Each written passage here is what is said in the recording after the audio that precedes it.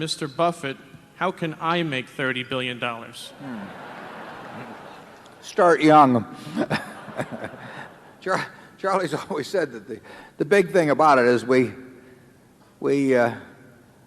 started building this little snowball on top of a very long hill. So we started at a very early age in rolling the snowball down. And of course, the snowball, the nature of compound interest is it behaves like a snowball of sticky snow.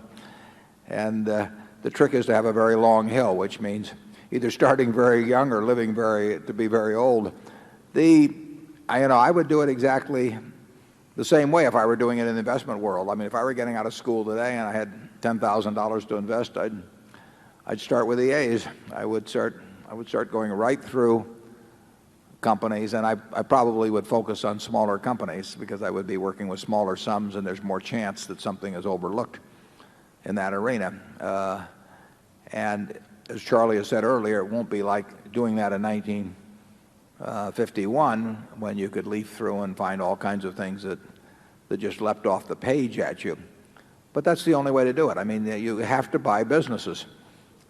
Or little pieces of businesses called stocks, and you have to buy them at attractive prices, and you have to buy them, and you have to buy into good businesses. And that advice will be the same 100 years from now in terms of investing. That's what it's all about.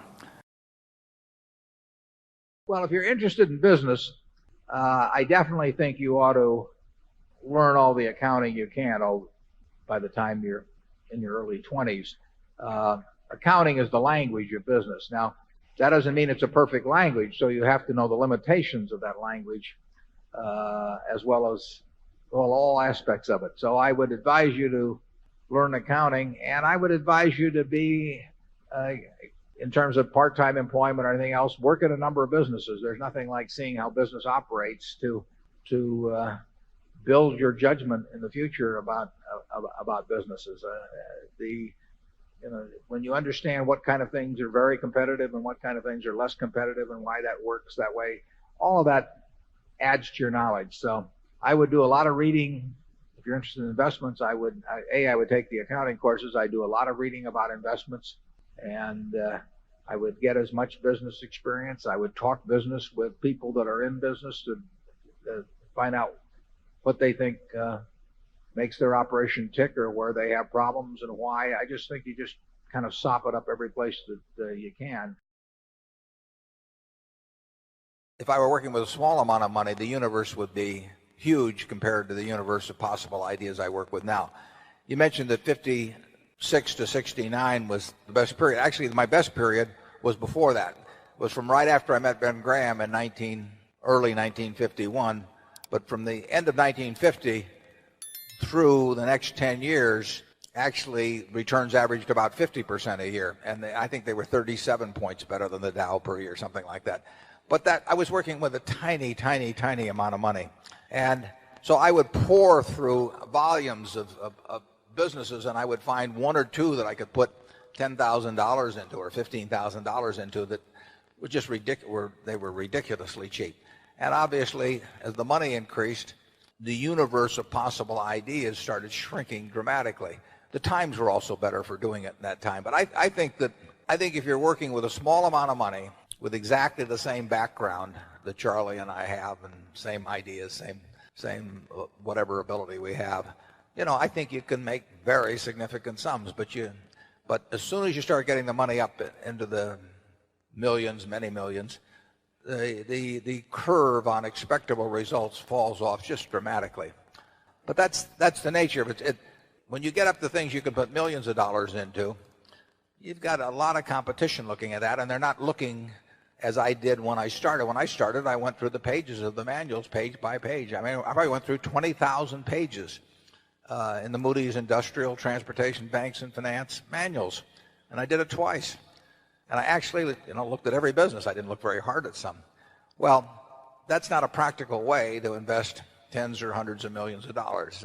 So I would say if you're working with a small sum of money and you're really interested in the business and willing to do the work, you will find something. If you were, there's no question about it in my mind. You will find some things that promise very large returns compared to what we will be able to deliver with large sums of money.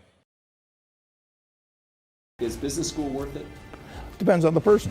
And much more than it depends on the school. Some people are going to get a lot out of advanced education, and some people are going to get very little. And I don't even think it's important that every person go to college at all. We have all kinds of jobs at 70 or so thousand a year, or 80,000 a year, that college training is not of use. And I actually was not keen on going to college myself. Yeah, my dad kind of jollied me into it. He could get me to do anything, but I knew I could have a good time. I liked investing, and I could read the books. You know, it's a big commitment to take 4 years, and the cost involved, and maybe the loans involved, and everything. And I think depending on what your interests are in life, I don't think it's for everybody. I think it's for a lot of people. But there ought to be a reason you're going, and I didn't really see much reason. There's nothing like following your passion. I mean, I love what I do, obviously, and I've loved it the whole time I've done it. Charlie is the same way. We have managers, you know, they come, some of them went to business school, some of them didn't, you know, they're all types. But the common factor in them is they love what they do, you know, and you've got to find that in life, and some people are very lucky in finding it very early. I was dumb luck that my father happened to be in the securities business, so when I would go to his office, there were a lot of books to read, and I got entranced with that. But, you know, if he'd been in some other occupation, I think I would have read those books eventually, but it would have been a lot later. So if you find something that turns you on, my guess is you're going to do very well in it. And the beauty of it is, in a sense, there's not that much competition. I mean, there are not a lot of people out there that are going to be running faster than you in the race that you elect to get into. And if you haven't found it yet, you may well have found it, but if you haven't found it yet, you've got to keep looking. And we've got 70 plus managers, you know, some of them didn't. We had one guy that didn't go to high school even, didn't he, Charlie? Oh, yeah. He quit in fourth grade, I think. Well, Mrs. B never went to school a day in her life, you know, and when you go out to the Furniture Mart, I hope you go out this evening, we expect to set a record today in sales, what you are looking at on those 78 acres, you know, is the largest home furnishing store, about 400 million of sales, largest store in the United States, and it comes from $500 of capital paid in by a woman that never went to school a day in her life and couldn't read or write.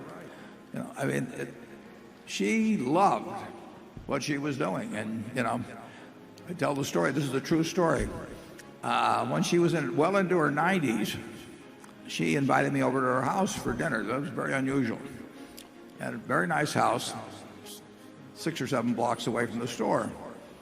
And I went into the house, and the sofa, the chairs, the lamp, the dining room table, they all had little green price tags hanging down at them. It made her feel at home. And I said to her, Mrs. B, you are my kind of woman, yeah? Forget Sophia Loren and all the rest. I mean, this is my kind of woman. She loved it, you know, and she loved it all her life, and just think of what that produced. I mean, it's incredible. I mean, you know, one time my Dad used to quote Emerson that the power that lies within you is new in nature, you know, and basically the power that was within Mrs. B was new in nature, and just over a lifetime it produced amazing things. So find your passion, and then don't let anything stop you.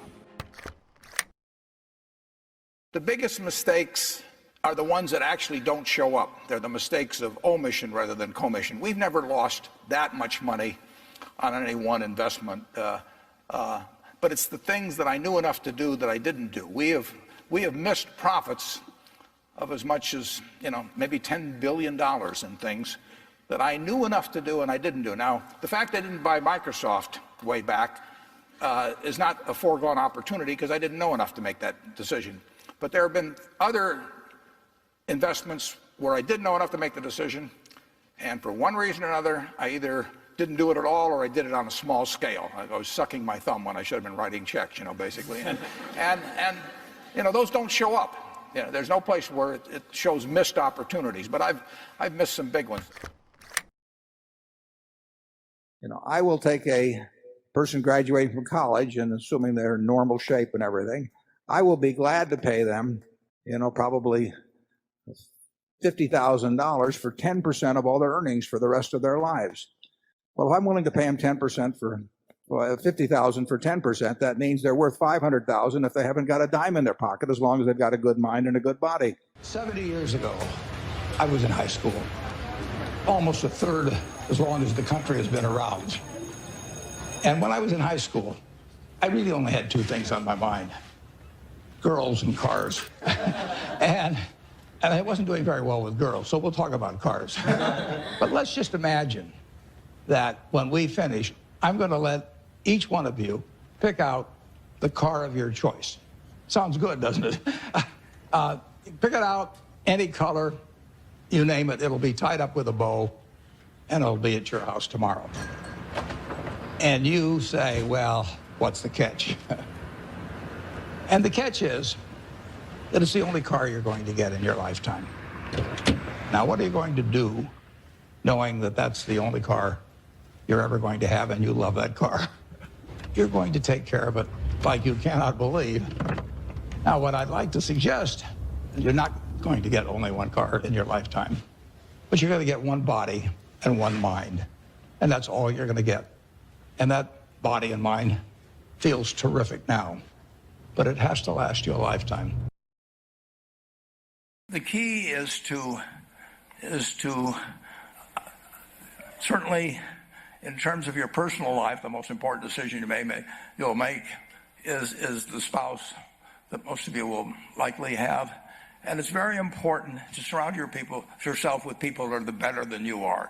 You are going to move in the direction of the people you associate with. So I've been enormously lucky in that respect. I mean, I've just had teachers and friends and a spouse that really was a better person than I was, and I had enough sense to learn from these people that life went better if you behave better yourself. It took a while. So I advise you to seek out, as your partner in business, your partner in life, whatever it may be, look for the people that actually are examples to you, rather than somebody that you think you need to straighten out yourself.